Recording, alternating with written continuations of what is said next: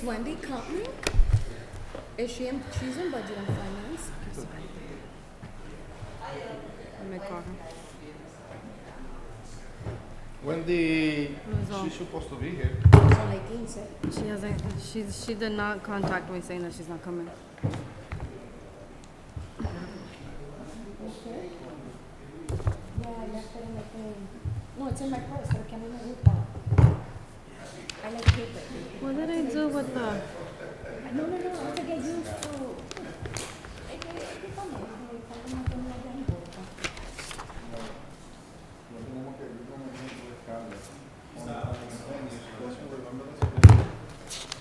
Oh, I thought that was already in the works, no? No, it's on the works. All right. I have to revisit everything.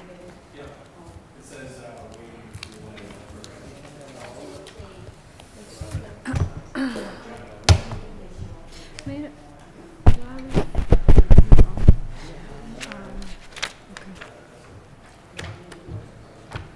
Oh, me toca tú no te convencido.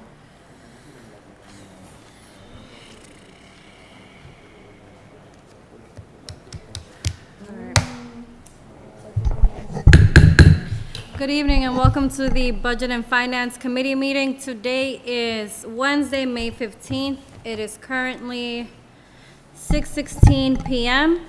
Here in the council chamber, I have to my right, your left, Councilor of District D, Vivian Marmol, and Council President Giovanni Rodriguez.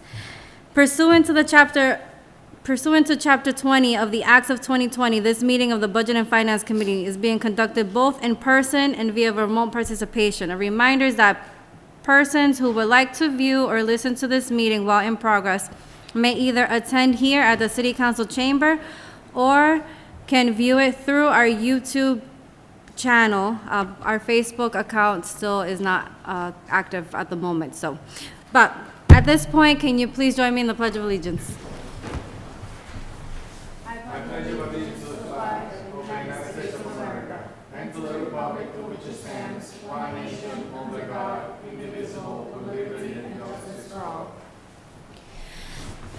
Councilors, can I have a motion to approve minutes from our meeting from February 28th of 2024, March 27th of 2024, April 10th of 2024, and April 24th of 2024? So moved. Motion made by Vice Chair Marmol. Is there a second? Seconded by Council President. Discussion? Seeing none, all those in favor say aye. Aye, and the ayes have it.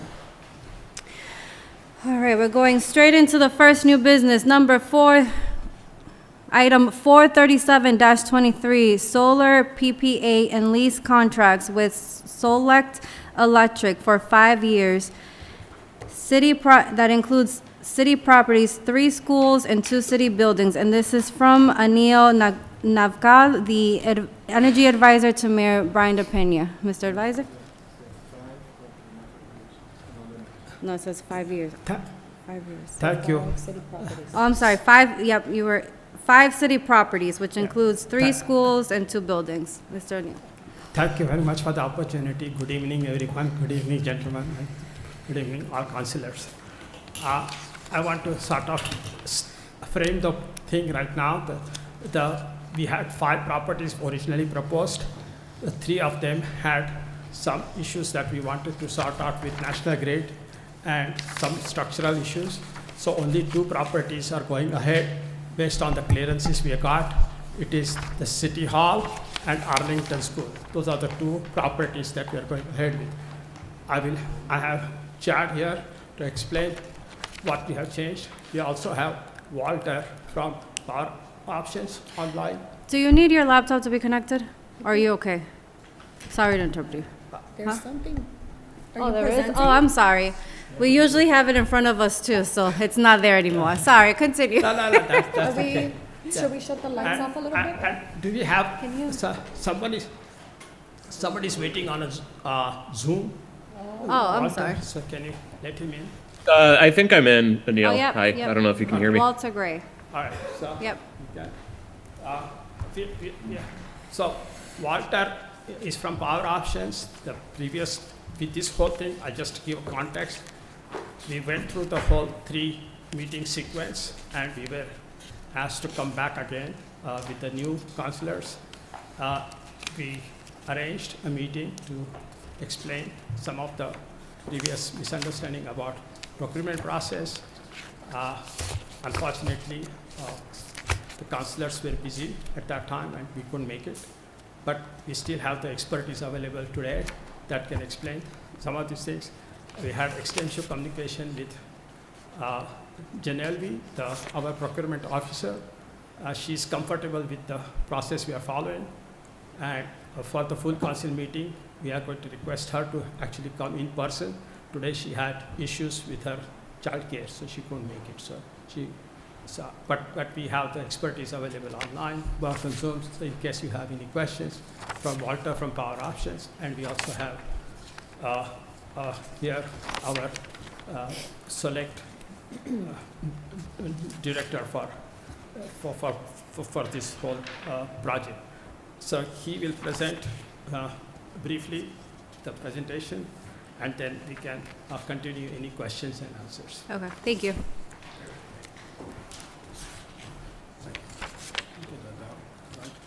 All right, great. Thank you. Chad Kuchar from Select Energy. Thank you for having me back. I appreciate it. I have a few slides. I'll make it brief. I'd like to touch on, again, Power Options. You are a member of that organization, and Walter Gray will speak to the procurement model and their relationship with my company, Select Energy, who builds the solar projects for the Power Options members when they decide to move forward with projects. I do have a very brief project summary in terms of financials, savings over the 20-year term. I hope you'll agree that the savings are, sufficient enough to have the projects move forward. Touch a little bit on some of the experience that we've had with other local cities, towns, organizations, and then I do have one slide and some specific asks on next steps. So my company, briefly, we're located locally, Hopkinton, Massachusetts. We have 102 employees at this point. We've been around in the solar business since 2009. We handle solar, energy storage, batteries, EV charging, all types of things to generate power and save money for all types of organizations, including public entities. We're a full turnkey design build firm. We do everything in-house. We don't outsource anything. We've built 750 projects in Massachusetts. That's commercial, industrial, municipal, higher ed. We have projects at Harvard and MIT, Stonehill, UMass, and 80 or so cities, towns, school districts around the state. We are DCAM certified. We have our own in-house service division to take care of all of our arrays. And I guess most importantly, we are the Power Options RFP winner. We competed with other solar companies in the state and the area for their, their business and the ability to contract directly with their 550 so members. So Power Options handles all of the procurement, contracting, all of that, and we are the company that comes in after the fact, builds the arrays and takes care of them for the 20-year term. So I'm going to hand it over to Walter Gray, who is here on Zoom, have him just touch on Power Options, who I understand is already doing business with the city through third-party energy supply procurement. And we're just looking to take it to the next level and move to some on-site solar on some of the city properties. Walter? That's right, Chad. Hi, everybody. Sorry I couldn't be there in person tonight, similarly to Janalvi Childcare. That's what we have going on. I'm Walter Gray. I'm a program manager at Power Options. Power Options is a nonprofit energy buying consortium. So we were created originally by the Commonwealth in 1998 to aggregate the buying power of specifically state agencies and go out to bid as a consortium for electricity and natural gas. Logic was that we could achieve some economies of scale by procuring as a group. And also Power Options was intended to serve as a shared resource. So members had a nonprofit to assist them with energy procurement. and didn't have to maintain their own in-house expertise to do that. So we've since spun off into an independent nonprofit. We've grown to over 500 members. In addition to serving state agencies, we also serve a lot of municipalities, school districts, housing authorities, as well as all manner of private nonprofits, including healthcare, higher education, houses of worship, etc. As described, our model is to go out to bid on a programmatic basis. So what we do is go out to bid for a program supplier. In this case, we chose Select Energy for solar for our municipal members and other members. City of Lawrence, as Chad described, is a current Power Options member. So you're part of the consortium. That's part of the appeal to developers and program suppliers like Select, who get to serve the Power Options Consortium and just enjoy a streamlined transaction and access to our members. But in order to do that, they have to win the RFP, which is very competitive. Next slide, please.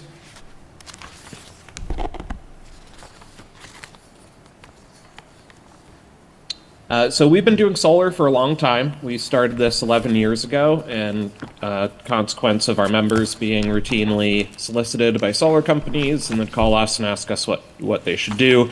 So we decided it would be good to set up a program around this for our members. So it starts with a competitive procurement. We evaluate on a best value basis, consistent with OMB procurement guidelines. So it's not, obviously price is a big factor, but it's also based on experience and our evaluation of the company's ability to competently serve our members. What we get out of the procurement are two main things. One is we get a pricing model. So we do a lot of projects under our program. They're all different and priced individually, but it's all in accordance with our competitively procured pricing model. So we negotiated this with Select. For example, for your projects, what they do is financially model the projects and solve for a power purchase agreement rate. That's the rate that they sell power to you at. And it has to comply with our program rules with Select. And they owe me a populated spreadsheet showing exactly how they calculated that, so that Power Options can verify it's in accordance with our program rules from the competitive procurement. Other thing we get is a contract template. So we invest the money up front in consultants and attorneys and spend the time negotiating the contract with Select. Goal is to just make things efficient for our members. We can spend the money up front, do it once, and amortize the cost over a lot of projects that benefit our members, so they don't have to incur those costs themselves for every project. Big consideration here is our enabling statute. We operate under MGL Chapter 164, Section 137. This is something that I have discussed with Janelle.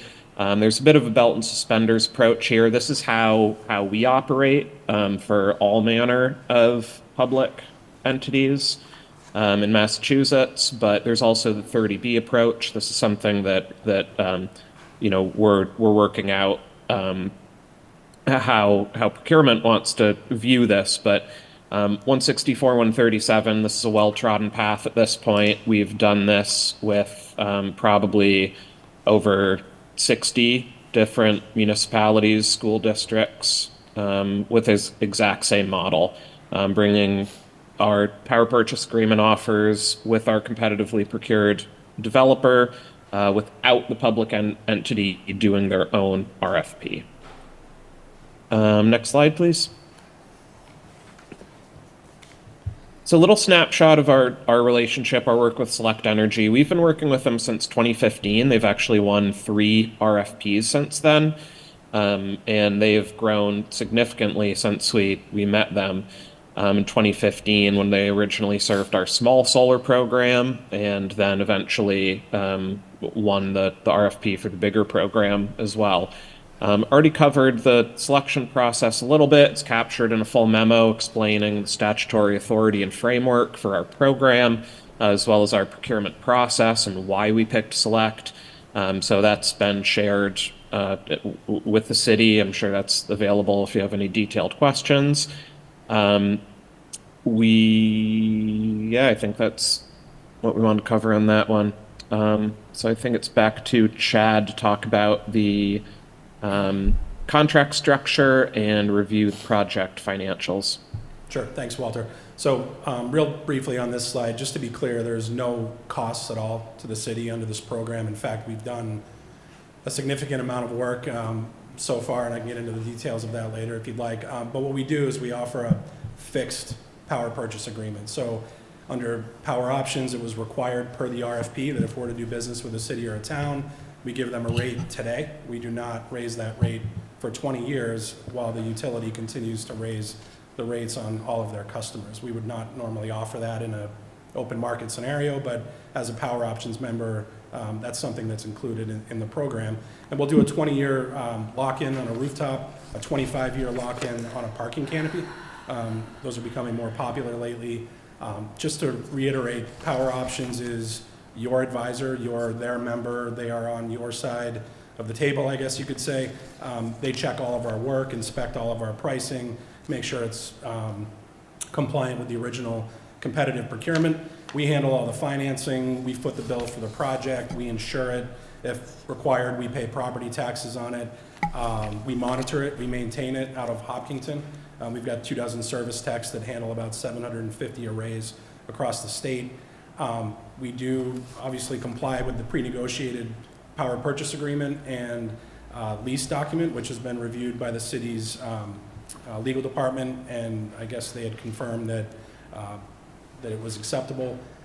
And then we do support you in other ways as well too. We can connect you with energy efficiency companies, help you with EV charging and things like that. Chad, I'm going to interrupt sorry, you for go just a second. When was the power purchase agreement sent to the city? Ooh, when was the power purchase agreement sent to the city? Or to our city attorney? Do you remember when Tim looked at that? When it was sent to legal? When did Tim look at it? Last year. Fancy.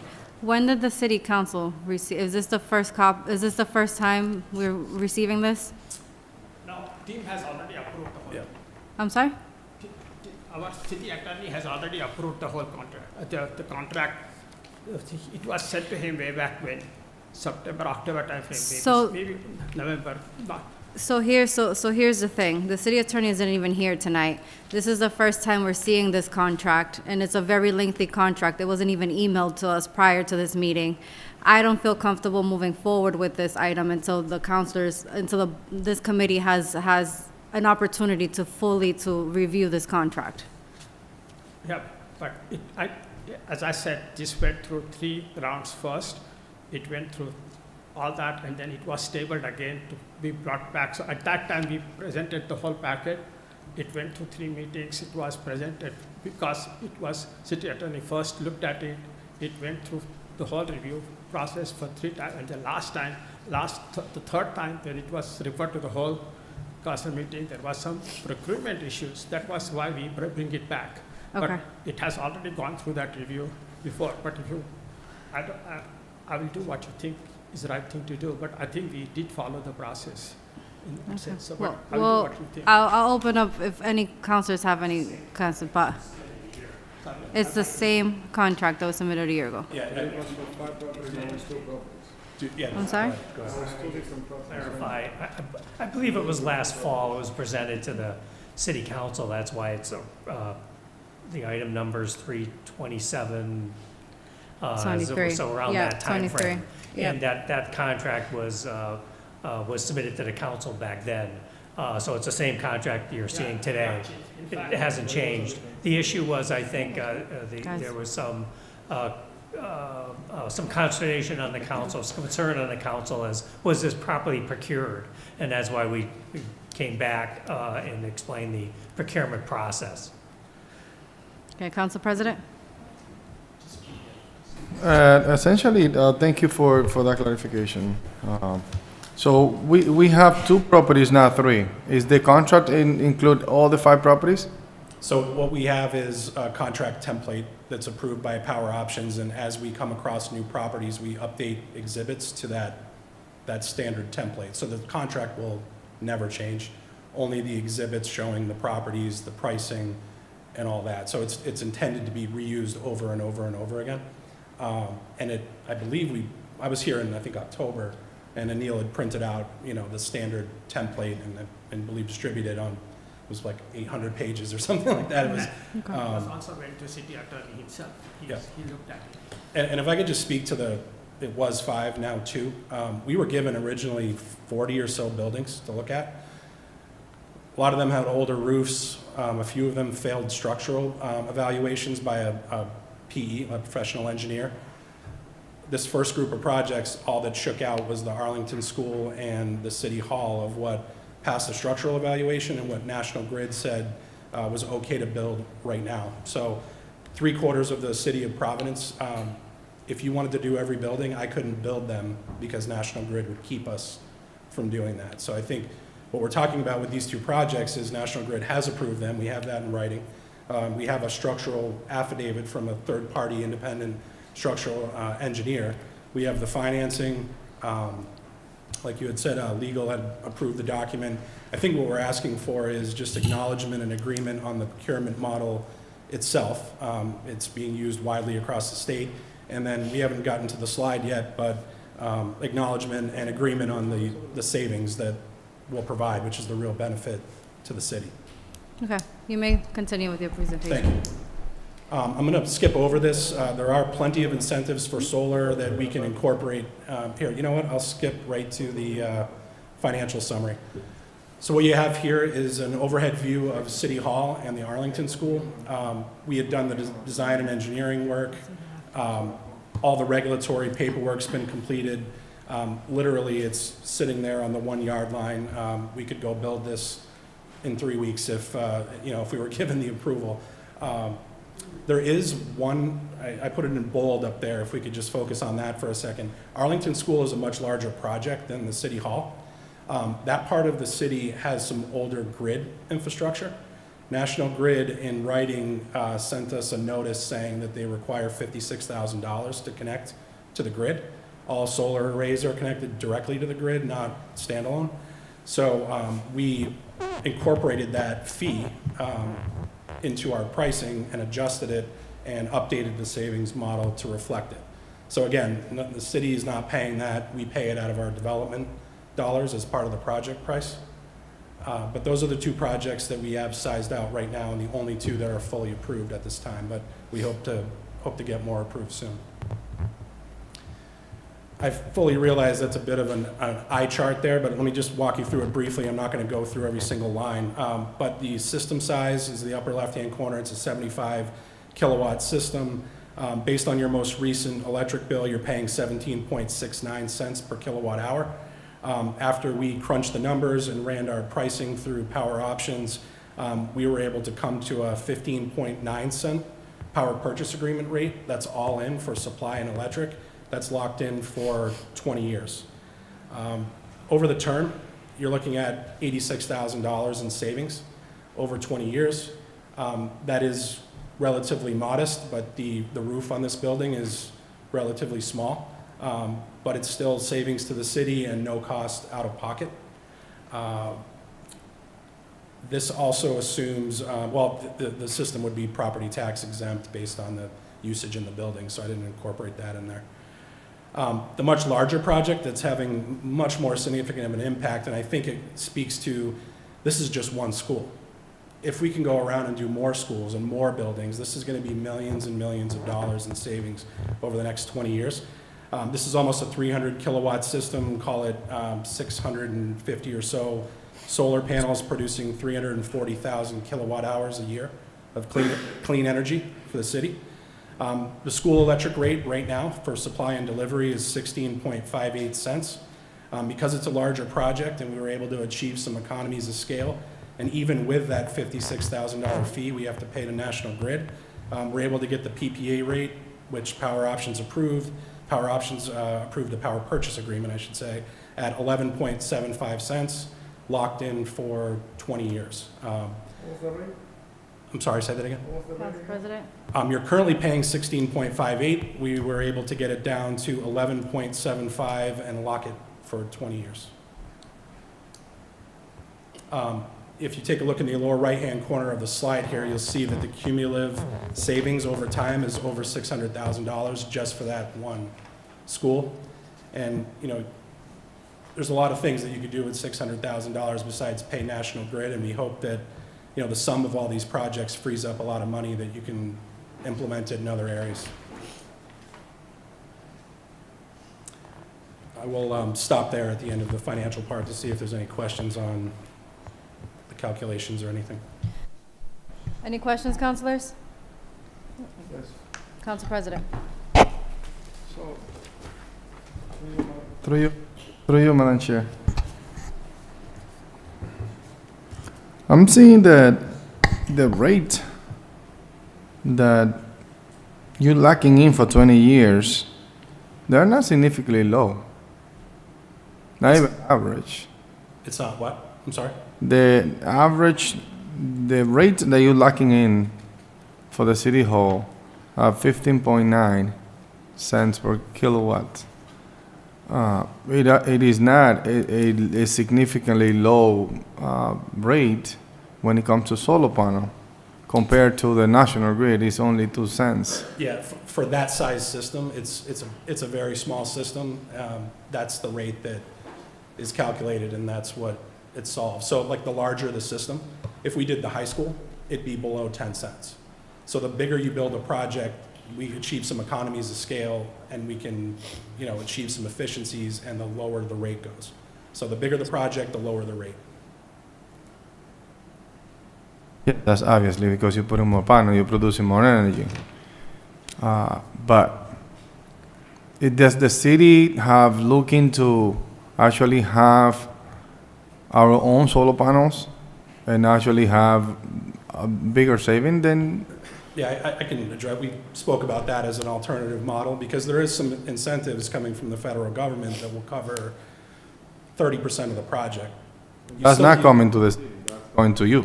No, so if you own it, you could get a direct payment from the treasury in lieu of a tax credit for 30% of the project. So if you have $1 million project, you're still on the hook for the other 700,000, where, you know, where to come up with that money, how to finance it. But it also becomes your responsibility in terms of monitoring it, maintaining it. I think we use the water department as an example, where a few years ago the city was given a grant, solar was purchased, some turnover may have happened in that department and no one was paying attention to it, and it was actually down, I think, for 3 years. So you had a big paperweight really like sitting at the water department not doing anything, and no one knew, where if we own it, we're responsible for monitoring and maintaining it. If today an inverter went down, it would notify our office and we'd have a tech out either same day or the following day, right? Yeah. But they're still not responding to my question. And There would be much more savings if you owned it, but there would also be additional responsibilities and cost, where here there's zero cost, and just for one school, we shouldn't be saying that it's zero cost. It is not zero cost. Because we're paying energy for energy that we produce. That is not zero cost. It is a cost of 15.9 cents per kilowatt. So that's the cost. It is not zero cost. So we should eliminate that portion of it. So yeah, if you let me just, if you clarify, I should have said zero cost to build for construction. So there's zero cost to build it. We've already paid the application fees, the engineering fees, the structural evaluation. We will never ask the city for any money related to the construction of the project, but we do expect that you would buy the power from it at a fixed rate for a 20-year period. We need to be able to recoup our investment. It's understandable. It's understandable. My question is more related to how the system might work better for the city, because even the $56,000 to connect to the national grid, it is built in the project, and therefore the saving went down, and now it's only $81,000 over 20 years. That's, if we put it in perspective, that's about $4,000 a year, something like that. Yep. So what I'm saying is like having to have the responsibility of getting solar panels, giving out our rates or our perhaps the city's opportunity to get partially payments for our own system or refunds from the federal government and the state government. It's kind of like, it's like we need to analyze every number, not just, well, we're gonna get $4,000 saving a year. And, it's like, I don't know. I mean, it's still 15.9 cents a kilowatt rate. It's not quite, I mean, because if you shop around, you might get it without having to do any of this. You might get this rate. I mean, especially on the program that we are getting into, which is we just approved a few months ago that they're going to negotiate on behalf of the city. So we don't know if that rate might come up cheaper than 59, because I thought that was going to be more like, something close to the 10 or something like that. I mean, that way we can look at the savings. So I tried to do the same math that what you're referring to, that if we take how much money do we make out of pocket and how much we take ownership of the problems that come with it. And the price that you will get, the savings, I could not justify that it was substantial enough for us to take the whole headache of maintaining the system, making sure that everything works okay. So that ultimately, even if you own the system, you'll have to create a maintenance contract. You have to give it to somebody like them. So, and I mean, in fact, our options actually have two options: buy the system, this is the cost; PPA, this is the cost. So can we get that price? It's not going to come from you guys, because I mean, you are in business of renting, not selling. Oh, no, we have, I would say 750 arrays, and out there, most of them are sales to commercial and industrial. What is the businesses. percentage that your companies do in terms of selling? I bet you 200 projects we own and 750 out of the 750 that we've built. So you guys sell about 550 projects. Yep. And then owns 200 projects. And we typically own them when the host of the project can't take the tax benefits and doesn't have the funds or the ability to finance. I think that we should at least look at those numbers before I make a decision. And that way we can actually see, because we have gone through different projects when it comes to different energy saving projects. I'll give you a good example. We just took ownership of all the streetlights of the city of Lawrence because we were going to have some savings over the year. So, and we took that responsibility, but that was because we have the number.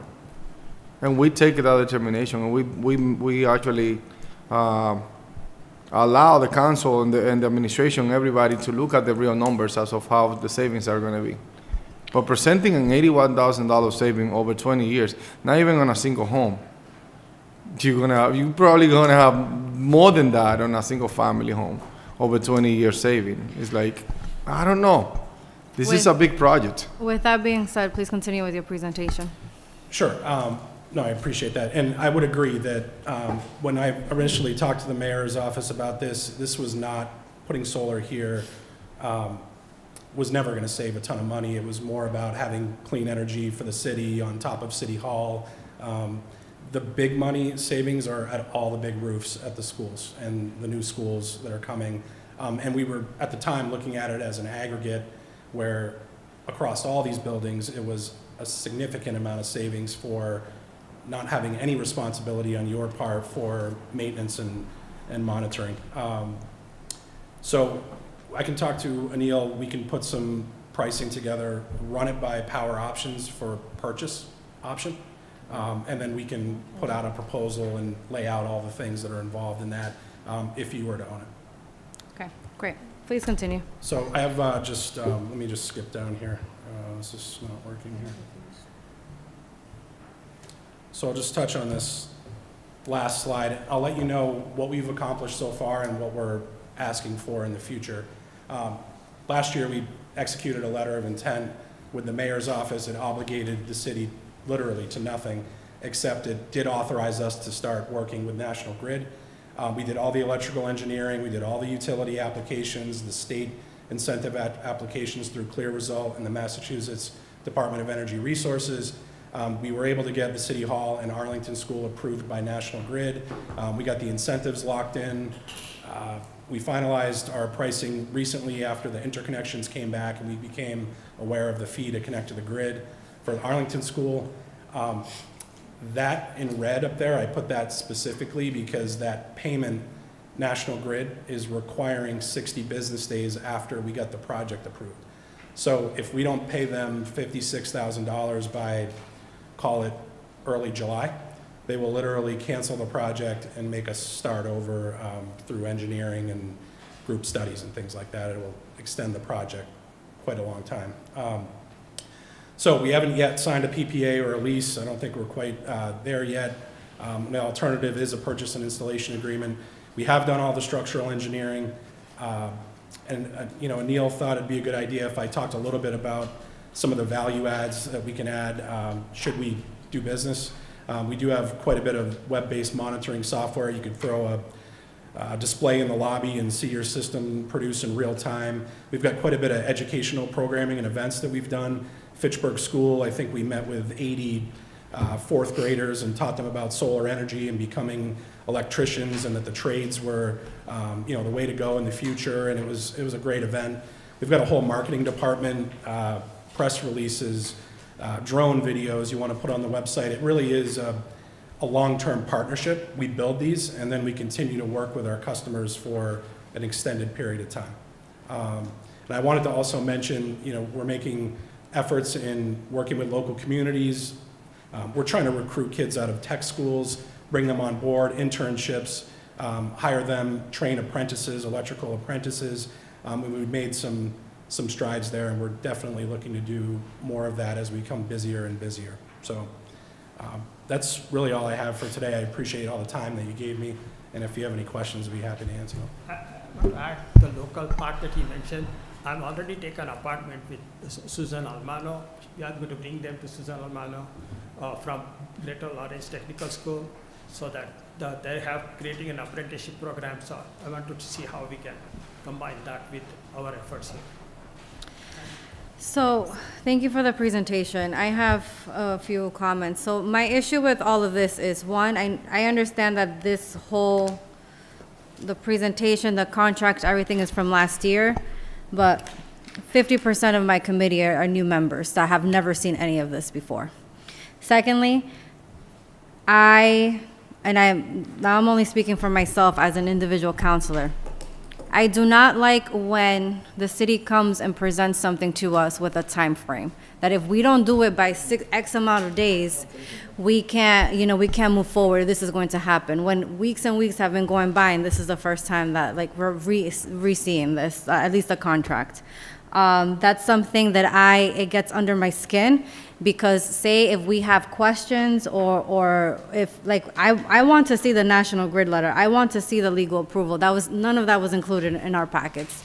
So if we ask for additional documentation or anything, and if we table this, now it's the council is delaying it.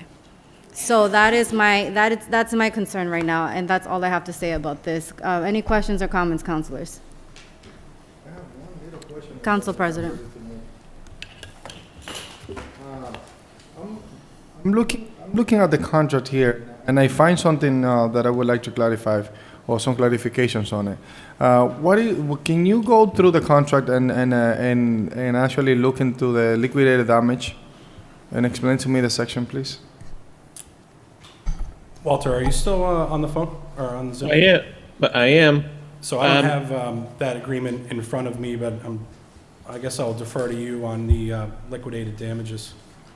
Sure. So I don't have it in front of me either. I could probably pull it up. The intent here is to compensate you for lost production and delayed production. Once you sign these, the contract's pretty tight on time frame. Select has to build the project and get it turned on. because, you know, and as you mentioned, in the case of the city hall, it's, you know, not a lot of financial benefit, but as an aggregation of projects or for the Arlington School, there is significant financial benefit that you're going to be budgeting on and counting on. If the project's delayed, if the project does not produce the guaranteed amount of production, and you're thereby compelled to buy the power from National Grid at a higher price than the PPA rate, the intent is that you're made whole for that. So two things that I would like to see before I move forward with my vote. I'm a single vote here, so, and I just want to make sure that we're clear on this. I want to see, me personally, I want to see the difference between owning a project and actually leasing it. We're recommending everybody within the city of Lawrence that a lease project is less convenience than owning a project. And that's a single family home. If we're doing that to people and telling people like it is worth it to own it, I think that we should lead by example. So, and if we have the funds and if we have the possibility of doing it based on savings, not based on we want to own a project, obviously that should be considered. When you guys present this to me, I don't want to hear the problems. The problems is going to be subject to whoever is in power. And whoever is on the third floor, if they don't pay attention to it, is their fault. But we shouldn't be making decisions based on we're going to have a bunch of problems because nobody going to pay attention to it. Guess what? That shouldn't be an issue because right now we actually approve a position that deal with energy and energy saving within the city of Lawrence. That position is in place. So if we have somebody that we paying every week and salaries go well, that should be one less problem that we should be aware of. So I don't want to hear problems. I want to hear the project, and then based on that, I'm going to analyze it, and I'm going to make my decision based on different information that I have in front of me. Another thing that I wanted to know, we move forward as the city with an aggregation project. If that aggregation project work well and everything goes well through the Massachusetts Utilities Commission, and we got lower rate than having a solar partner, lower than 15.9 cents. I mean, that wouldn't make much sense to have solar when we're producing energy and selling it to the grid. So it's like, because essentially that's what happened. We producing energy, selling it to the grid give us a credit, and then we paying based on that. We paying you guys based on the lag rate that we have. And if we own it, we produce energy, sell it to the grid, any excess amount of energy to a specific rate, and then sell it to anyone else. So kind of like, I wanna see those portions, because if we locked in at City Hall at 15.9 and the aggregation come out at 15.1, we're losing money through the solar projects, and it shouldn't. Yeah, I agree 100%. Just if I could clarify, so the aggregation program. Can I address this one, Chad, please? Go ahead. Sure. So we actually work with the city to help lock in contracts for electricity supply. So the rate, if I'm following you, you're looking at a community choice aggregation. Is that correct for Lawrence residents? Yeah. Right. So that's an option. We locked you in at a contract for 10.86 cents per kilowatt hour.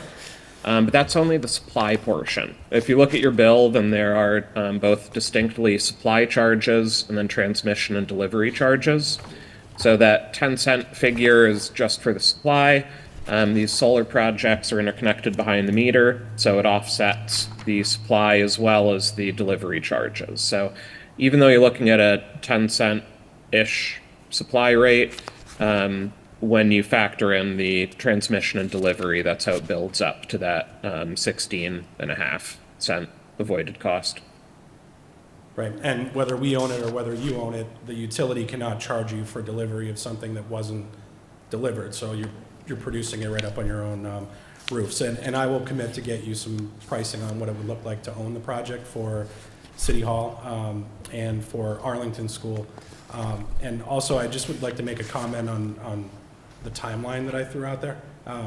That is not a Select Energy timeline, that's a National Grid timeline that is written into the interconnection tariff that the Massachusetts Department of Energy Resources approved. So like, we're subject to that same timeline that our customers are, and they say, this is the date we need something, and we either do it or we don't. And so I just wanted to say that that's not our timeline. Yeah, that's not, I mean, I understand completely where you're coming from. That's somebody's issue that is not a city issue. That's for sure. I mean, if it is a city issue, timelines, we discussing this. It's just like, if we deny it, it wouldn't be, it's not an issue. It's not a city issue. Actually, we want to expedite things, but having to rush things around, this is not a good thing. Just because we have the timeline, and we understand that. Probably we should start talking to National Grid about the process on how things get approved or not approved at the city council. So they can probably, well, they're pretty aware of that because we have them, most of the agenda that we have at the full council is dealing with National Grid. So they're pretty aware that we at least need to move things along from committee, from full council and stuff like that. And it will take quite some time. So they know that. We have National Grid with 50 items at the time here at our agenda. So. Any other questions or comments? At this point, I will entertain a motion. Motion to table. Second. Motion has been made by Council President, seconded by Council Marmol. Discussion?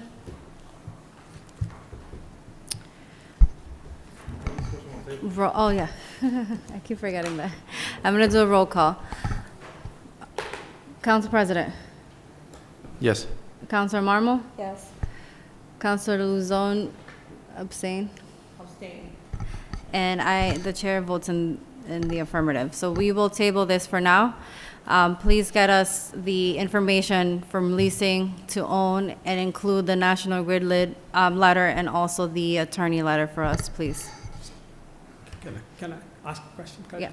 So you want two options. One is ownership versus PPA presented.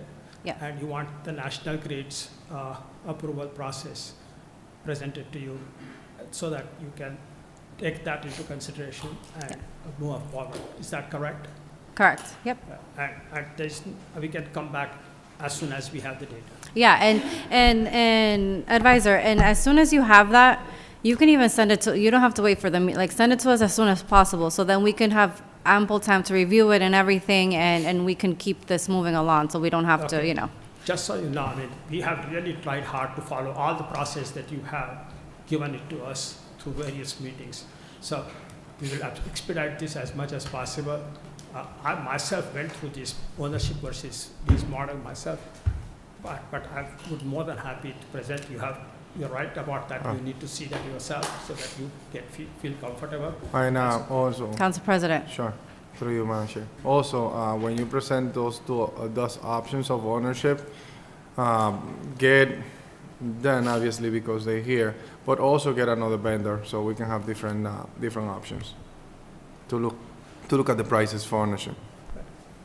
I will go to YouTube and listen to what you just said because right here is bad. That's fine. But I think No, we want to see the. Yeah, I don't think we go to another vendor council only because that's why we joined the Power Options. This is the best deal we're gonna get. I mean, that's why we're not going out to bid ourselves. We're not gonna look for somebody, we're not in the energy business, they are. So in other words, when you ask another solar company, yeah, I don't think that's practical. I don't know how to do it. Okay, tell you the truth. so to enable to continue to move forward with this item, please get us the numbers for leasing or owning through this company. We have a contract, we have everything set. The letter of recommendation by the city attorney, the letter from National Grid, get that to us as soon as possible, and we'll determine our decision from that.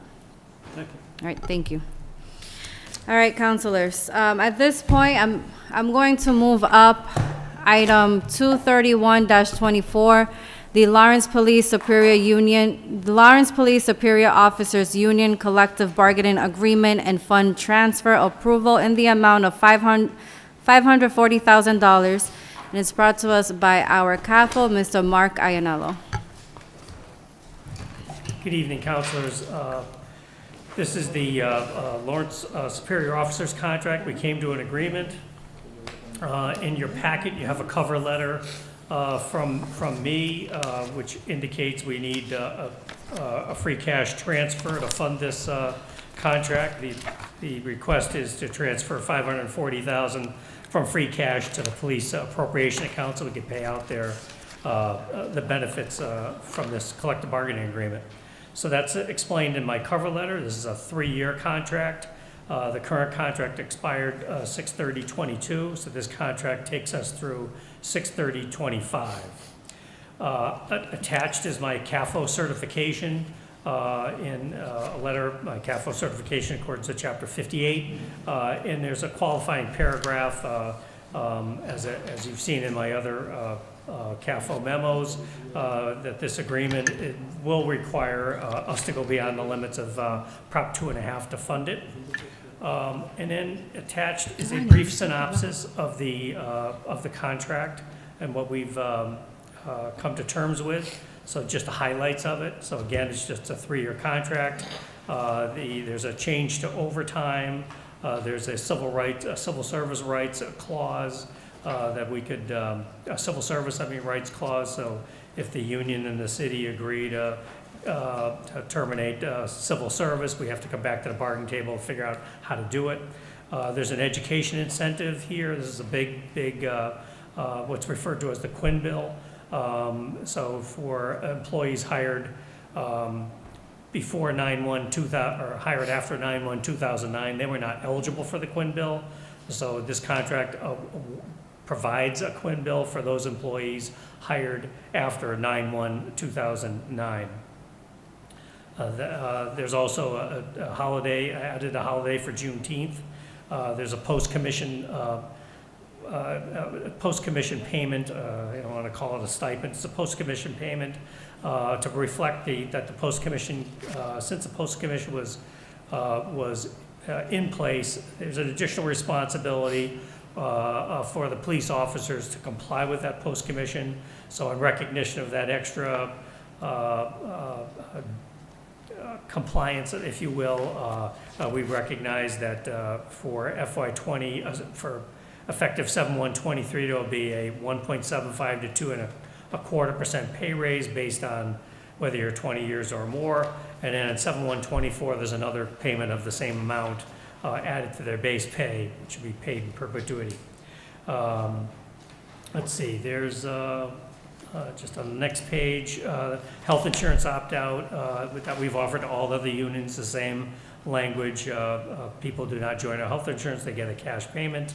And then this contract calls for cost of living increase of 7/1/22, 23, and 24 of 3% each year. And then attached is the actual MOU that was signed between the city and the union for reflecting these changes that I just outlined. Thank you. Thank you, CAFO. At this point, I would like to hear from the Superior Officers Union as well.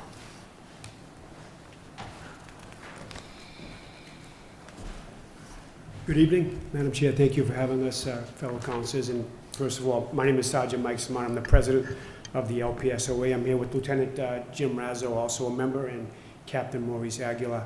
We appreciate the support from the City Council. We know you support public safety.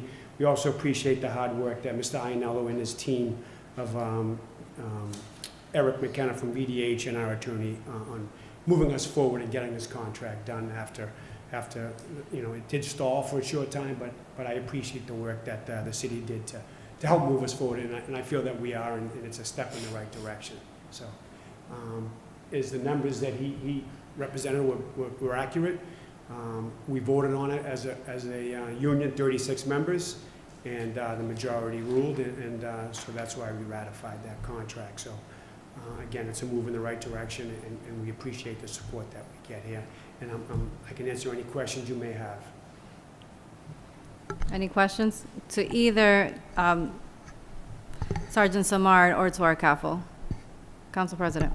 Thank you, Madam Chair. For quick question. I don't know if I hear this right, but I mean, people who's going to be eligible for the Quinn bill, they're going to have to be hired after 2009. That was what you were saying. Yeah, if I can clarify, employees hired after 2009 were not eligible, police officers hired after 2009 were not eligible for the Quinn bill. Back in, the Quinn bill originally was funded 100% by the state, and then the state kind of took the funding away.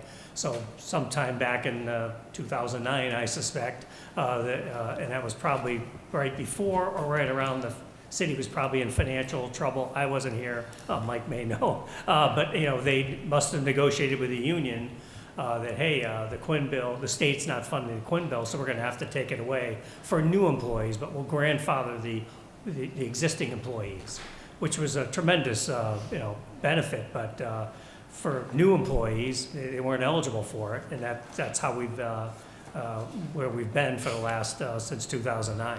So now we put that back in, so now it's actually in the patrol union and the superior officers union, all officers are eligible for the Quinn bill. So those who maybe did not go after an associate's or bachelor's degree, they certainly have an incentive to do so now. Thank you. So now everybody's going to be eligible. That's right.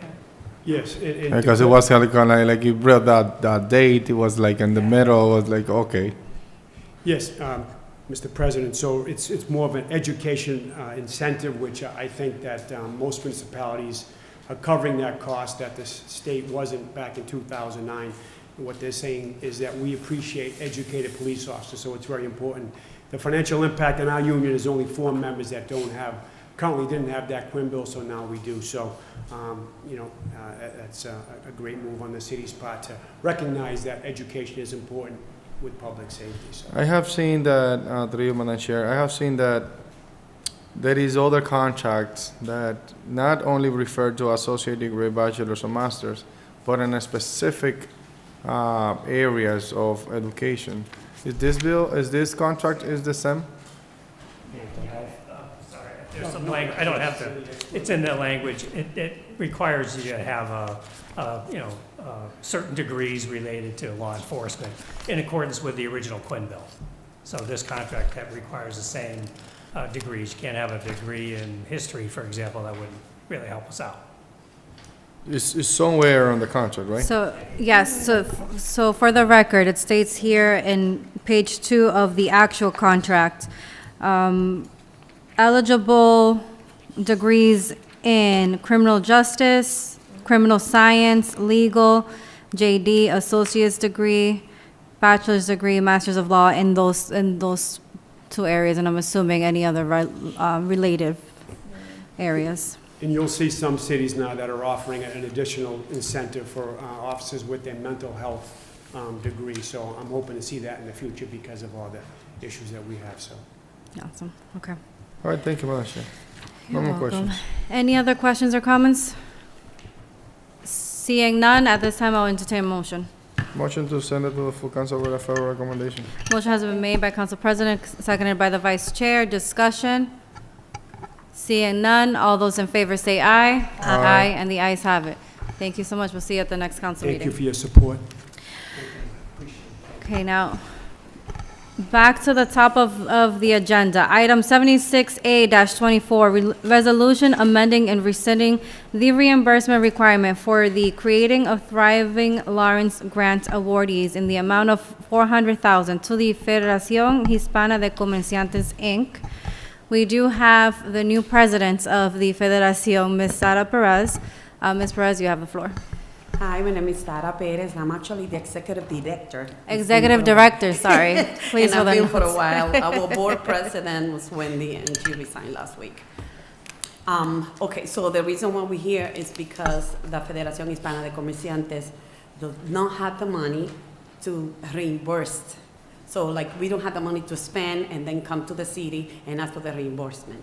The reason being, we don't have any money, it's because we don't have any expenses right now, like we don't have any overhead expenses, we don't have anybody that get paid. Like I've been working for the Federación for over almost 6 years now, and I have never seen a penny. We do it all for love, and this money will be good for the business owners, but again, for the Federation to hire somebody that do this work full-time. Because I can't do it full-time. I've been volunteering in my office, my time, and we need to grow as a federation. Thank you. Councilors, any questions or comments? So, through you, Madam Chair. Council President. The intent will be to hire somebody as well, as you just mentioned, or no? No, that's not the only intent. The intent is to. But give I know that's not the only. But we you- need, we need to hire somebody full-time. We applied for some grants from the state as well, and I think we got an okay for a couple $1,000. So the idea is to hire somebody to do it full-time, because we need somebody full-time to come and help us and help all the business owners. We've been doing it, like I've been taking my own time, a lot of people volunteering, and it's a lot of work. Like I said, we don't have any overhead expenses. I've been using my office, so we don't have any office space that we're paying rent. We don't have anybody that is getting salary, and that's why we don't have any expenses to show to get reimbursed for. To you, Madam. Are you all set, Council President? Okay. Councilor Luzon. Just, Madam Chair, if we can ask the Executive Director, Sara Perez, to explain that this money will be, the intent of this money is for the business owners. It will not be used for anything else?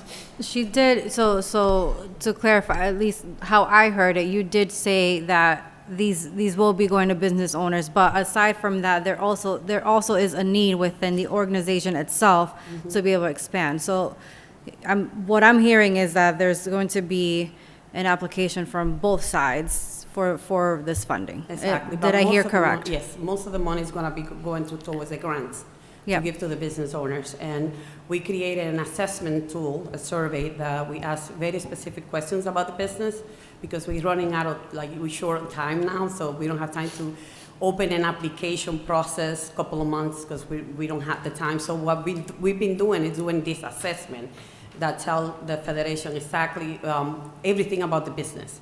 So I know this grant is for a specific business in Lawrence, and business has been around less than 3 years. So on the 3-year business. So how we're gonna make sure that these are the people that get the applications, when we get this assessment, that they answer all the questions, we know exactly which business has been here, that have been here less than 3 years. And those are the ones that are gonna get the applications for this grant. Thank you. Councilor Luzon? To you, Madam Chair, will any members that are members of the Executive Director that recently resigned will be able to apply for this grant? Or any member of the Executive Committee? No board member or the relatives are allowed to apply, no city employees as either, or the relatives. Through you, Madam Chair. Give me 1 second. So Councilor Luzon, I'm glad that you asked that, because I did get a concern from a councilor that's not in this committee regarding a council participation, and I'm glad that you both just clarified that there are set ground rules for whom is eligible and whom is not for this grant. Council President, are you all set, Councilor Luzon? No, I just wanted that to be the record. clarified Yep. on the record, that no member of the Executive Committee, and that was is nothing new according to what I'm aware. No member of the Executive Committee or no member of the Executive Committee is allowed the to City of resign Lawrence. to be able to apply for this grant. I just want that on the record. Thank you, Madam Chair. Council President? Madam Chair, I mean, I think Actually, if it's okay with you, Council President, I saw that Councilor Marmol had her hand up, and she has not spoken at all. Are you all set? Okay. I want to make sure. All right, Council President. I just want to make sure, Madam Chair, that you read the letter of resignation from Councilor Luzon for the record, so Yes. everybody that have questions about that, Yep. they're gonna have it on the record as well. So I do have the letter of resignation from Councilor Luzon, who was the former president of the Board of Directors for the Federación Hispana Comerciante. So I'm going to read this for the record. The date is here. Yep. Dear board members, through this letter, I hereby resign as board president of the Federación Hispana de Comerciantes, Inc., effective immediately on May 8th, 2024. I want to express my sincere gratitude for the opportunity to serve over the past 3 years. During my tenure, we have been able to strengthen relationships with local and state organizations, expand the Federation with hundreds of new members, and develop educational workshops. Although my time as president has come to an end, I have full confidence in the leadership of our executive director, Sarah Perez, and the current board of directors to continue advancing this federation's missions and objectives. There is still much work to be done, and I am confident that under their guidance, the Federation will continue to grow and thrive. I am available to assist in the transition process and ensure a smooth succession in the presidency of the Federación. With warm regards, Wendy Luzon. Thank you. There's a history behind her resignation. She's part of this board. This bill has been around since February, and I think this is the 4th occasion that we're talking about this here on this committee, and we haven't been able to get a vote. Last week, when you guys tried to put it up in a general meeting, and it didn't go through, I was sitting right there when I asked Wendy to resign. I asked Wendy, I need you to resign because I need you to be able to vote, and for everybody, like we need a vote. So she agreed with that. I do want to be transparent. I spoke with the mayor today about this, and I explained to him the situation of what occurred. I did publicly state the situation that occurred during the full council meeting. I did not include councilors' names. If anyone wants to figure that out, they can go watch the meeting. But respectfully, I did not do that. But I did inform the mayor of who and what and everything that happened, because I was being questioned, like, what's going on, this and that. So, and I wanted everyone to be on the same page of what actually happened, and we all are on the same page now.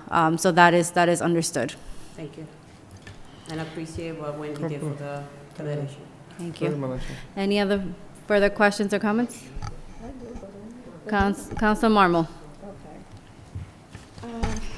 Through you, Madam Chair, I've been having questions in regards to, I don't have it in front of me, but in looking at the rubric of how you guys are gonna manage this process.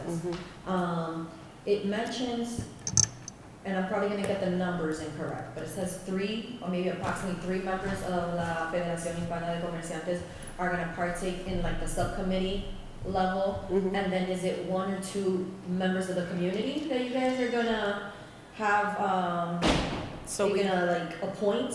we have 3 members. Nobody's getting paid to do this, so it's hard to get somebody to review 100 applications. So I've been asking people to, from the community, to be part of it. So we have 3 community members, and we have 2 board members, and I'm gonna be the facilitator. So I'm not gonna vote who's gonna get the money. I'm gonna just be the facilitator, bring in any paperwork, any questions they have. So it's gonna be 2 board members and 3 people from the city. Okay. No city employees, 3 community members. And what is the process of appointing this volunteer? Are they required to have any experience or to have an understanding as to how you guys are gonna? Yes. 'Cause Okay, so one of the even though it's yes. oh my God, I didn't realize. Even So- though it's a volunteer, Yes. I believe it's an important process because they're going to be tasked with selecting someone that's going to receive a grant. So I want to make sure that I'm understanding what is the selection process of these community members. Okay, so but one of the person that got chosen to be in charge or to be in this co-subcommittee was the person that helped us put the plan together, that helped us with the grant. She's a fellow from another organization, and she helped us put the grant together. I don't have authority to say her name, so that's why I haven't, but I can send you the information on everybody. I have another person that is not a current business owner in the city, but I have a lot of experience with business, working with business. He's another volunteer. And the other volunteer, it's a business owner that is not it's not looking to get any money from the grant, but knows a lot of people in the area. And like I said, our job would be much easier because we have this assessment that it's so clear. By the time we got the list of everybody that applied, it'd be easier to see who's been here less than 3 years, who lives in Lawrence, and the kind of business. We have business that are not gonna be able to apply, and we got business that will be able to apply. And it'd be a shorter process to pick the people that are gonna apply for this grant, because we're gonna have this assessment with all these questions that, well, let's say 100 people do the assessment and 30 of them are under 3 years, those are the 30 people that are gonna get the applications. Okay. Has FHC done this before? Have you guys done this before? No, No. never. Okay.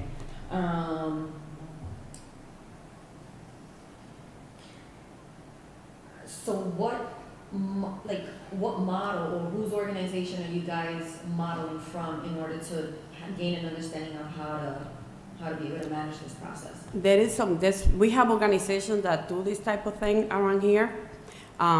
We are not bank, the Federación is not a bank, so that's why we switch it from being a loan to a grant, because we're not going to be able to go chasing people to pay us back a loan or interest or anything like that. And like I said, like this other person that I have from another organization does have the experience of giving up grants out, and she's going to be essential for this process as well. Can you tell us what organization she's from? I will send you the email because I haven't, like, I don't know if because she belongs to this organization, and I haven't got the okay from her to say publicly, but I can send you the information on her. Okay. You know her, everybody knows her. Okay. Any other questions? Yeah. Councilor. Through you, Madam Chair. How many current members do you have, and are you able to list, like, are you able to say who are the current members? Oh, we have a lot. We have over 180 members. Really? We have a lot of members. And we've been around since 2018. We help business owners in Lawrence with the PPP. We help people with the MCC grants, MGCC grants. Like, we've been helping people. We've been working quietly, but we've been working here in the community. Those are the true heroes that work quietly without needing the recognition. No pictures, no shows. Councilor Marble. And just to get clarity, did you say that the person that's going to be managing this process, you have to hire somebody? No, not for this process. Oh. No, we would like to have somebody that work for us full-time in order to help all the business owners, because you ask a business owner, what do you need? They're going to say money. But sometimes it's not money. Sometimes they need to manage the goods or manage the services or something else. And that's why we need a full-time person that will get this assessment and will say, okay, money is good, but you need to do this other thing.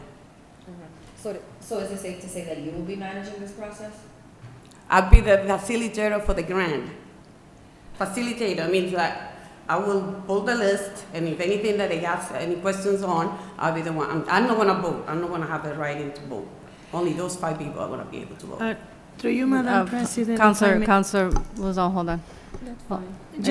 Councilor Luzon, are you all set, Councilor Marble? Mm-hmm. Councilor Luzon. Just to clarify, this money is not going to go to the Federation without having the city asking for reports. Mm-hmm. So the city is going to be involved like any other money that the city is giving out through the ARFA funds. Mm-hmm. So just to put it out there, they will have to report back to the city and report back to the city. This is not a journey that the Federación is going to take alone. And also, just keep in mind that there's funds. The funds were who suggested this amount of money was the mayor de Peña. Mayor De Peña. So with the community development, with someone with community development, the Federación is going to have to work side by side. And I'm also going to take this opportunity to say thank you to Sara Perez.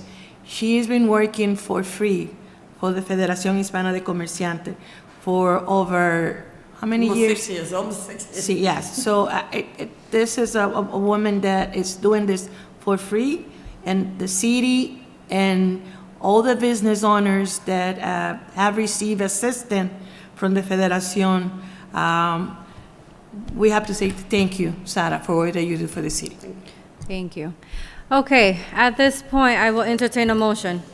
At this point, I have to keep moving. No, I mean, I have questions.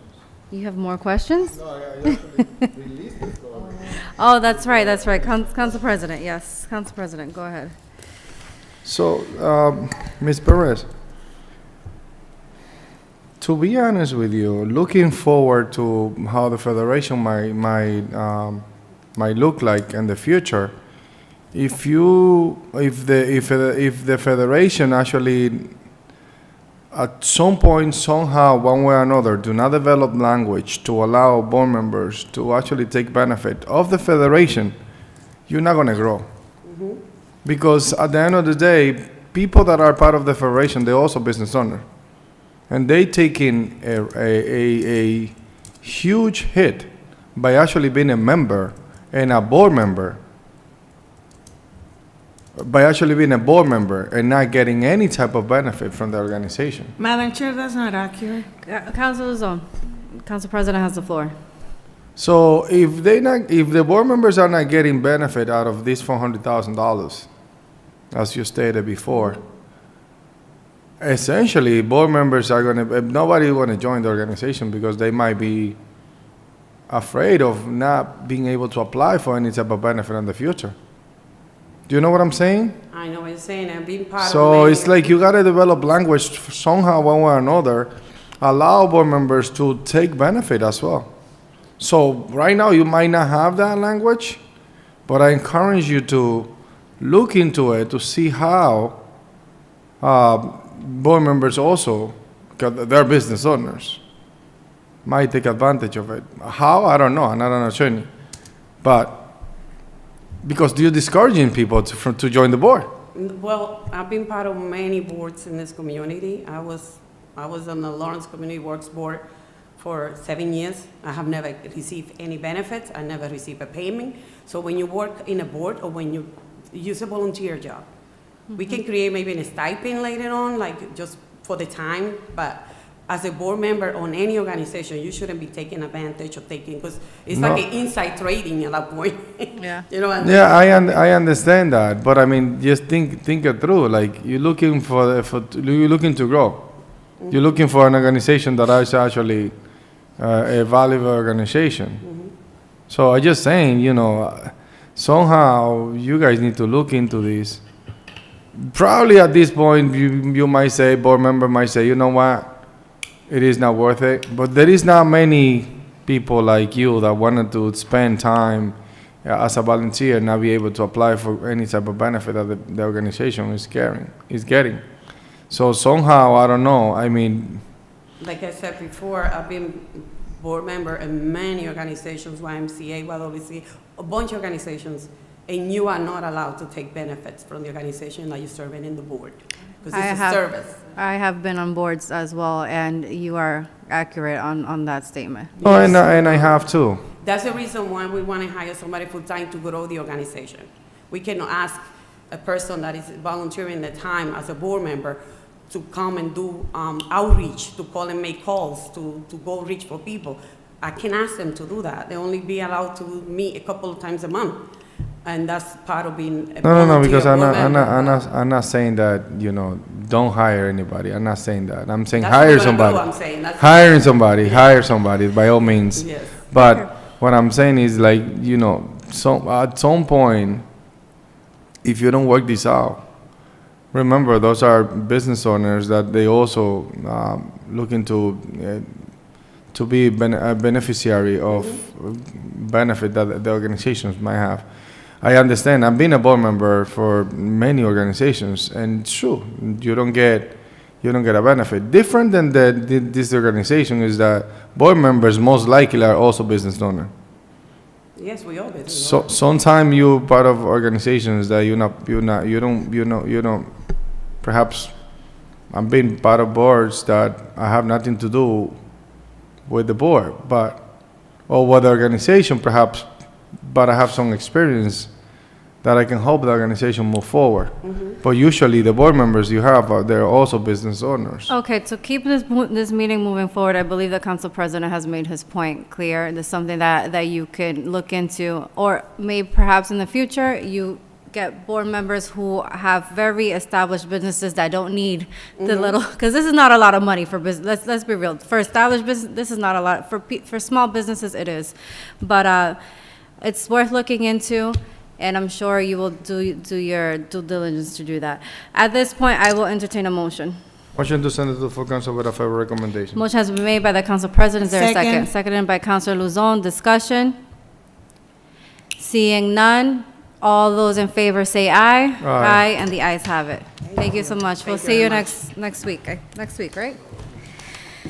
Next item, I'm gonna leave this one for last. I'm gonna skip over the next item and go to item 229-24, transfers of capital reserves fund in the amount of $1,243,910, brought to us by our CAFO, Mr. Ianello. Mr. Ianello, you have the floor. Good evening, councilors. This is, as noted in my memo, we're required by Chapter 58 to put 1.5% of our prior year tax levy in a reserve fund, and then come back to the council, take it out of the reserve fund, and fund particular projects. So this proposal is it's $1,243,910. 498,000 is going to go to DPW. Another 200,000 is going to DPW for recycling bins. There's 150,000 for IT to do computer system upgrades and replacement of equipment. The fire department has automated CPR devices and turnout gear they're looking to purchase for a combination of both of those, 195,000. And the police department requested 200,000 to replace equipment purchases and replacement of equipment such as guns, rifles, and things like that. And so that's the total transfer of $1,243,910. And just briefly, this money was appropriated in the FY24 budget. We'll be submitting the budget for FY25. We'll have a similar number in that budget for next year. It goes up slightly because of the calculation of the net tax levy. CAFO, specifically for the recycling bins, these are to purchase additional recycling bins to hand out to residents, correct? Yeah, I believe we had this in last year's capital reserve fund. Approximately 200,000 was allocated as well. Okay. So the DPW requested another 200. So I have an issue with that process that occurred last year. I received phone calls from my constituents and from other people that live outside of my district. Some, unfortunately, it was an election year. Some counselors, it appeared that they were using the whole the distributing recycling bins as a campaign thing. And those people that they brought to DPW were prioritized over people that requested recycling bins like way before. I myself took a very long time to get one, and I know I'm glad that Rosanna is here because I'm sure she can clarify what I've heard. But I did receive many calls, many upset people. So if we have any light on this, I would greatly appreciate it. Good evening, councilors. I'm Rosanna del Rosario, acting Deputy Director for DPW. So in the light of the recycling bins, I understand the frustration. You're not alone. You're not the only one. Unfortunately, we were only able to allocate around 3,000 containers, and the process was not made correctly. And I'm going to apologize because of that. This process, the way we will work is that we will prioritize the people that is already recycling, that needs a recycling container because they have a bunch of small containers that Right. we need to replace those and give them a brand new, bigger one. That's gonna be the focus number one. I'm not gonna lie to you. I'll probably get calls from many employees, many officials that will say, can you accommodate this? Can you accommodate that? We will try to accommodate, but we are also working on getting some more funds so that we can accomplish the whole city, because the goal is The to goal is the whole reduce city, yeah. solid waste by providing not only one container per household, but a single container per family, per apartment. And I know we haven't been able to do that because we just started getting some funds little by little to accomplish this goal. And are we going to, I know there are some people that, and you did admit that the process is a little messed up, which things happen. Things happen, and that's how we improve. Do we have a list of the people that perhaps, I don't know if we have people still waiting on recycling bins. Do you have a list of that? And if so, are those people also going to be included in the? We still have people that call. I have not been getting any addresses because of the same problem. Because Got the it. problem was, I provided a list, and the manpower that was in charge of distributing just randomly kind of pick and choose the addresses, or the order of how those addresses were gonna be delivered. And it should have been done that way. It should have So- been done by whoever requested it first, Yeah. because I started getting addresses for these containers 2 months prior.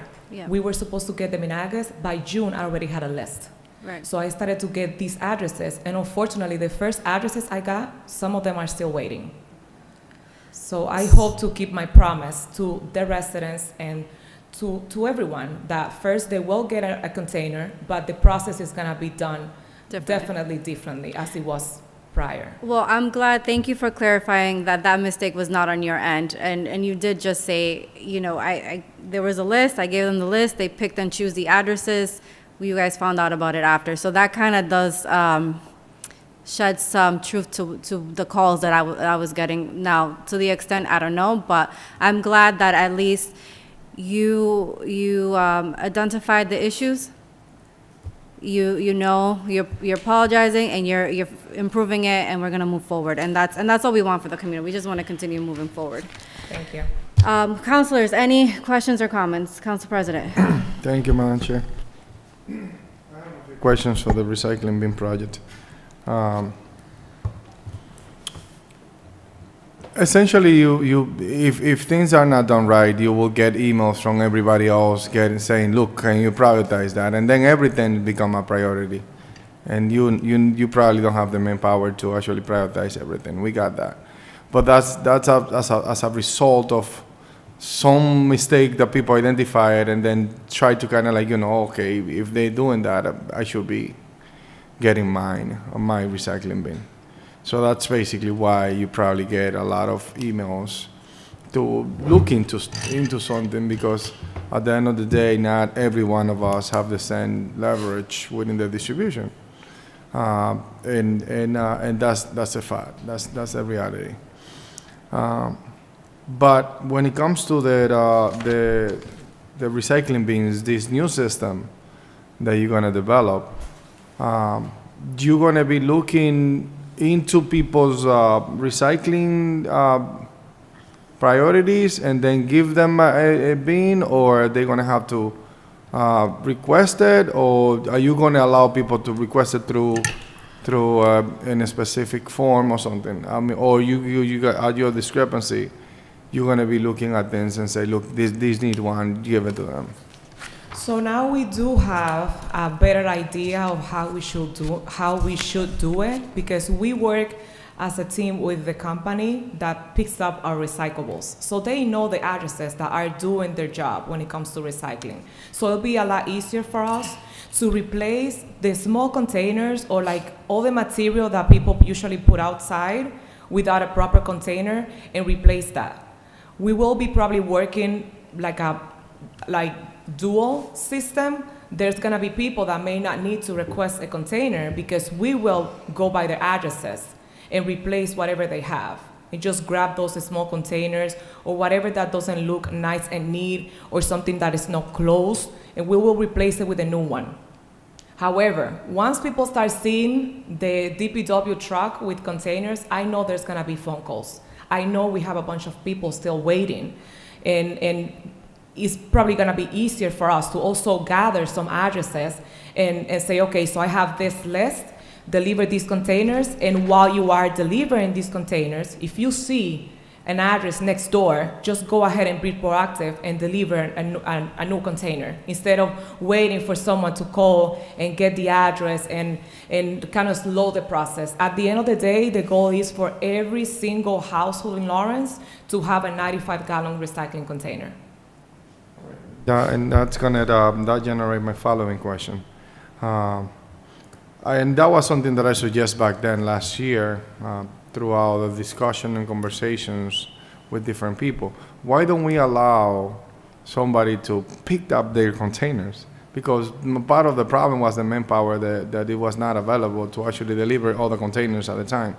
And that's when questions start generating, like, okay, but this is kind of like, not a good process because people are being it's been pick and choosing. And we got it. I don't want to get into that details. That's done. I'm moving forward from there. But my question was around, like, why, if you already have somebody like Juan Perez from 99X's that is requesting a recycling bin, why don't allow Juan Perez to go to the DPWR with their identifications and scratch Juan Perez from there, from the list of somewhere, some point, here to City Hall, and scratch Juan Perez from the list and ask Frank Juan Perez to go ahead and pick up the container or have some container here or something, like, and that way they don't wait because people are willing to move along and get it, and that's the most common sense thing. But I mean, that was not allowed. But on the other hand, we have you probably saying, telling us like we don't have the manpower to distribute it. Kind of like, that kind of like eliminate that.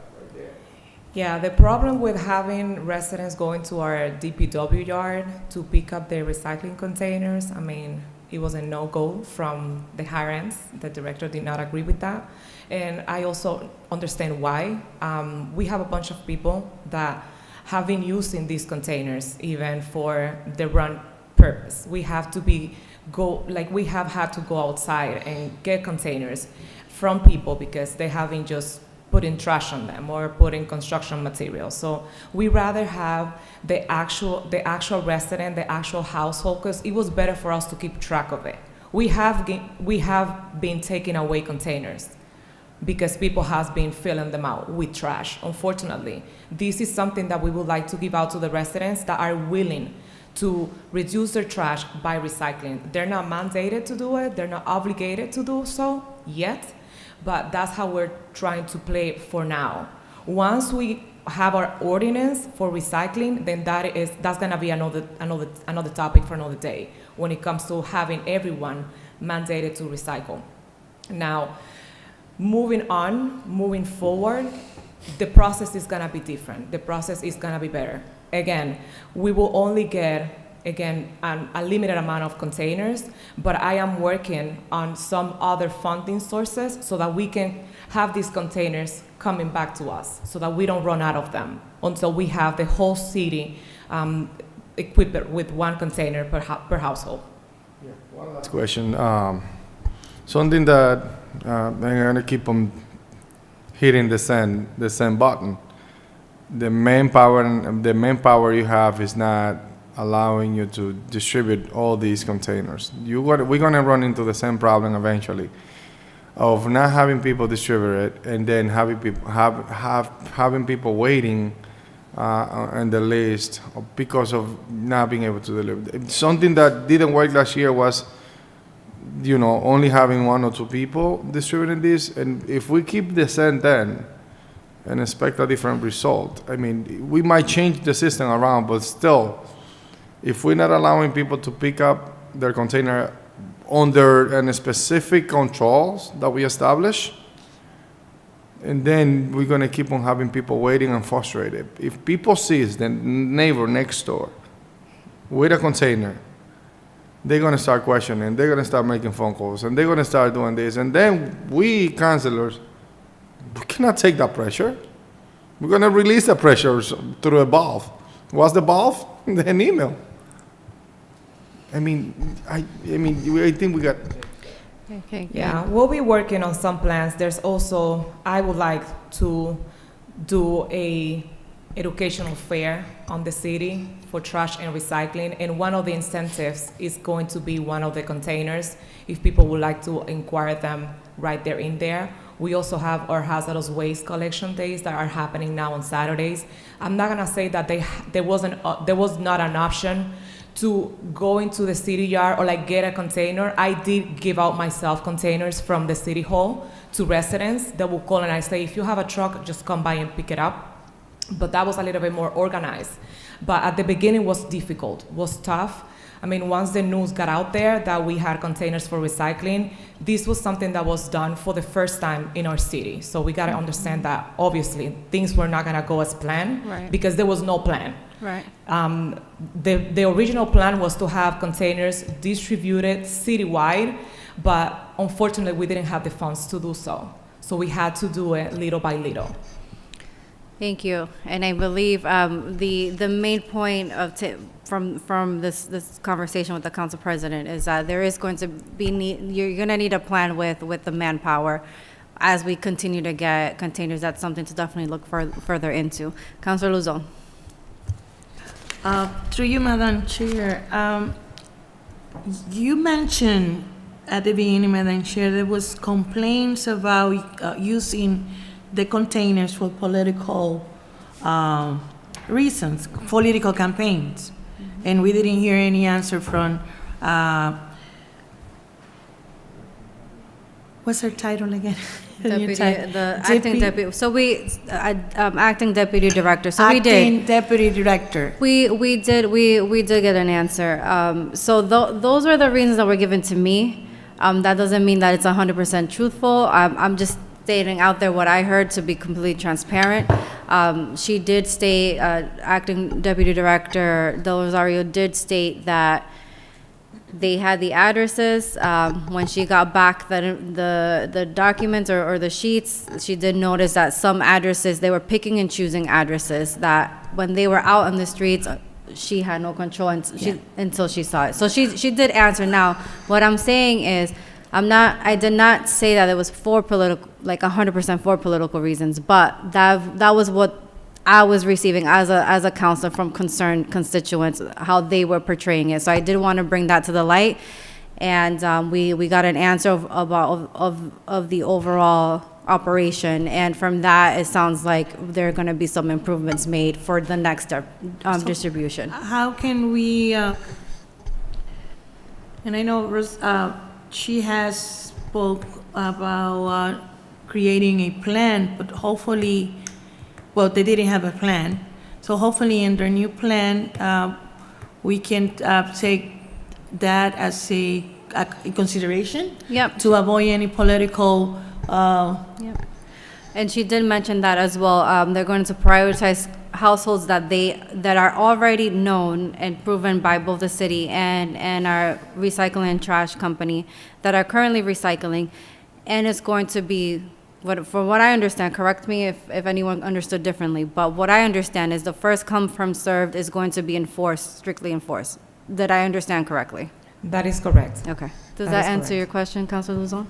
Yeah, I also would like, hopefully, if possible, maybe when she puts together a plan that she can share that with us, because right now there's no plan. And I also want to say that I myself have one of the containers. One was stolen, and it was replaced, and it's reducing. Yes, yeah, it happens. She didn't mention that, but you should mention that some of the containers they stole it. They stole. Yeah, so it's something that you need to keep in mind, because it's not that.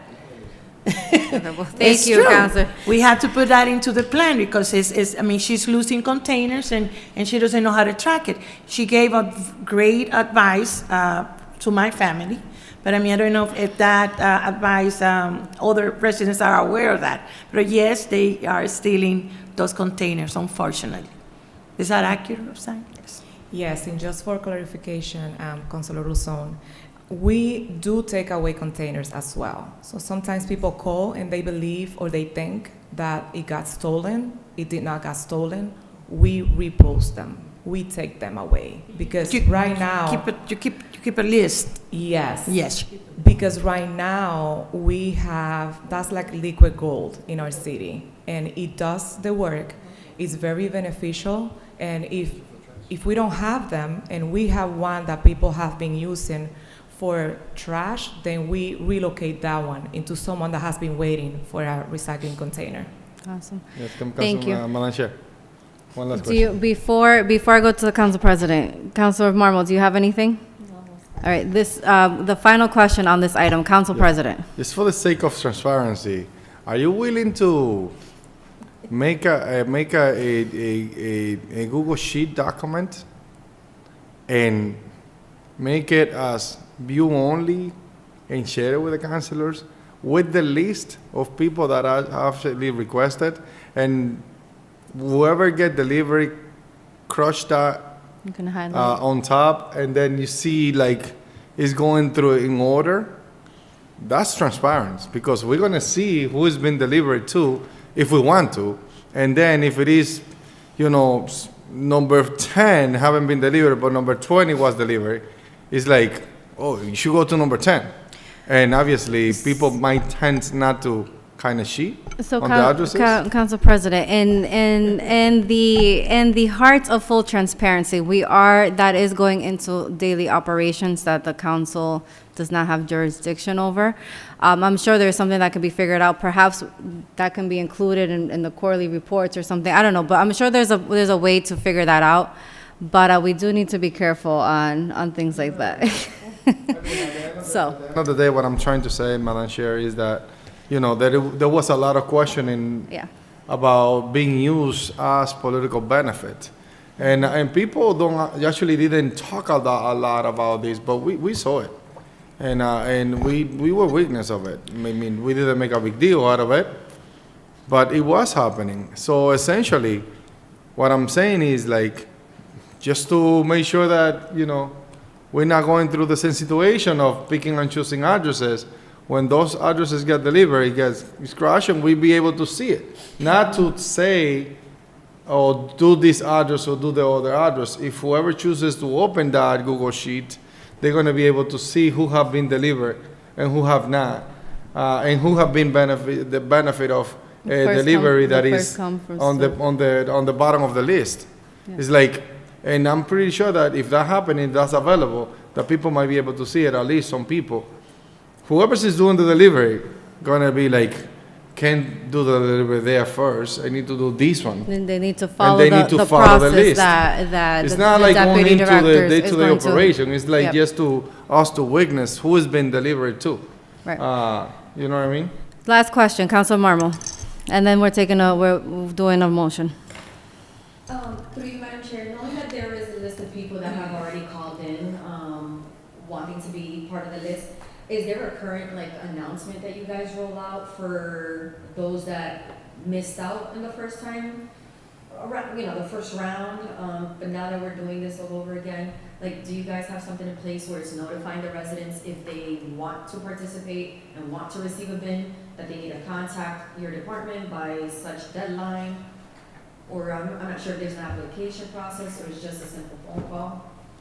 So they could request it by calling us. When we received the first containers, I did myself send an email to, it was citywide, city councilors, city employees, at public schools, everyone, that if they needed a container to send us the addresses, and we were going to move That's not a forward and question deliver for the this containers committee, to them.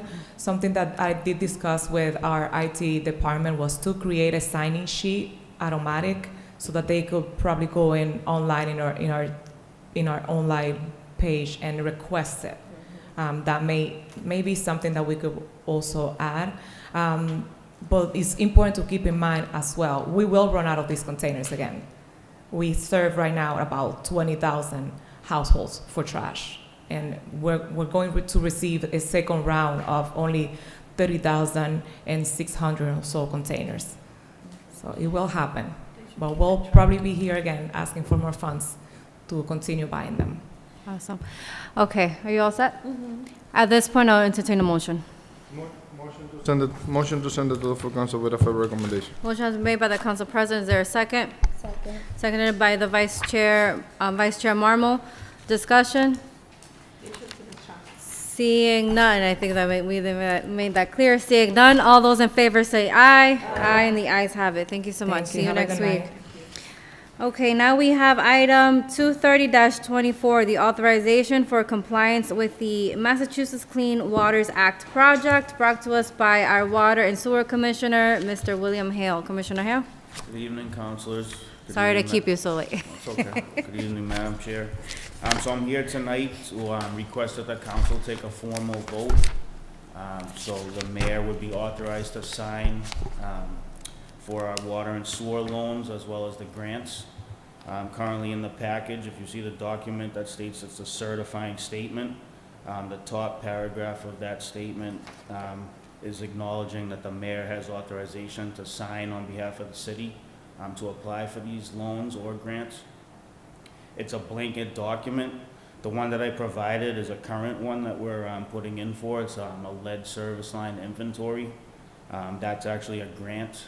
And in the memo that was attached, it gives you a brief description of it. It's $664,000 with no match. So the city won't be responsible for any of that. It'll be 100% funded by the state. So we would like to just have a formal vote. So anytime that we get a loan application together, that the mayor can sign it in a timely manner. You would already approve the loans through the loan order, and then as well as like the grants. So this would just be like after the fact, because all the loans and projects will be included in that loan order. Councilors, any questions or comments? Council President? I have a question for the CAFO. So essentially, we're gonna have two opportunities to look into these grants before anything, right? These authorization to the mayor, or this vote to authorize the mayor to actually sign the grant, the loan, and the actual loan before ahead of time, right? Or no? I'm not familiar, this must be something new that the Clean Water Trust wants, because the mayor has historically always signed these things. I don't remember ever coming to the council before for permission. It's, by statute, he signs for loans. Yeah. Him and the treasurer. Yeah, but I mean, we authorized any loan, and then All loans have to be authorized by the city council. exactly, and public then it hearing, goes so to the forth. mayor and stuff like Right. that. And So then this is something new, I guess, Yeah, right? so just to clarify, the Clean Water Trust sponsors, we have many loans through the Clean Water Trust. We still have to sell the bonds, but they guarantee the interest rate at 2%. And then there's usually a city match, and then we have to borrow that at the open market ourselves for these essen- projects. But they're So all essentially, we're loans. gonna see it anyway before, ahead of time, and then Yep. the mayor, okay, got you. Yeah. So I And can just to move up with clarify, a this motion. is just for the application. Motion to send it to the full council with a favorable recommendation. Wow, the fastest motion ever. Lucky you, Commissioner. Motion has been made by the Council President, seconded by Councilor Luzon. Discussion. Seeing none, all those in favor say aye. Aye, and the ayes have it. Thank You should come more often. I'll take you first next time. All right. Motion to adjourn. There's a motion to adjourn. Is there a second? Second. Seconded by the Vice Chair, Vivian Marmol. Discussion, seeing none, all those in favor say aye. Aye, and the ayes have it. Have a great night, councilors.